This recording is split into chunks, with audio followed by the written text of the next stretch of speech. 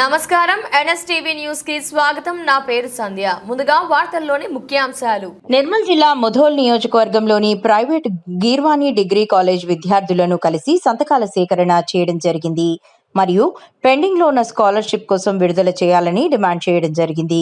15,000 కోట్ల fee reimbursement మరియు scholarships విడుదల చేయకుండా 40 లక్షల మంది విద్యార్థుల జీవితాలను ఆగం చేస్తున్న కాంగ్రెస్ ప్రభుత్వం తీరుపై బీజేపీ ధర్మయుద్ధం. ఈ కార్యక్రమంలో భారతీయ జనతా పార్టీ ముధోల్ మండల అధ్యక్షుడు పి పోతన్న, నాయకులు కాసరోళ్ల ప్రవీణ్, ఆకుల రంజిత్, బండారి దిలీప్ పాల్గొన్నారు. గత 3 సంవత్సరాల నుంచి ఒక్క విద్యార్థి కూడా స్కాలర్షిప్ వస్తలేదు. బాధపడుతున్న విద్యార్థులు నిరుద్యోగులవుతున్నారు. కాబట్టి బీజేపీ పేరు మీద ప్రతి కాలేజీ నుంచి బీజేపీ ఇవ్వడం జరుగుతుంది. ప్రతి కాలేజీ తిరుగుతున్నాము. 15,000 కోట్ల రూపాయలు తర్వాత 40 లక్షల మంది విద్యార్థులకు అందాల్సి ఉంటుంది.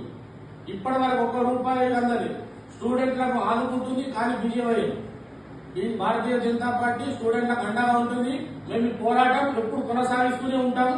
మీ అండదండలు మాకు ఉండాలి. మీకు స్కాలర్షిప్ వచ్చేంత వరకు రాష్ట్ర ప్రభుత్వం రేవంత్ రెడ్డి గారు అధికారంలోకి వచ్చి 3 సంవత్సరాలు జరుగుతుంది.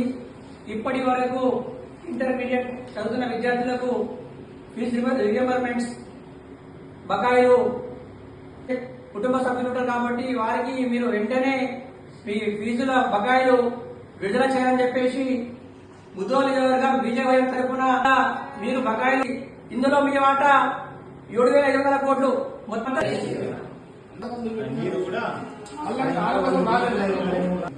మాటకు ముందు 20,000 ఇస్తా ఇది మనకు ప్లస్ అవుతుంది. అది మన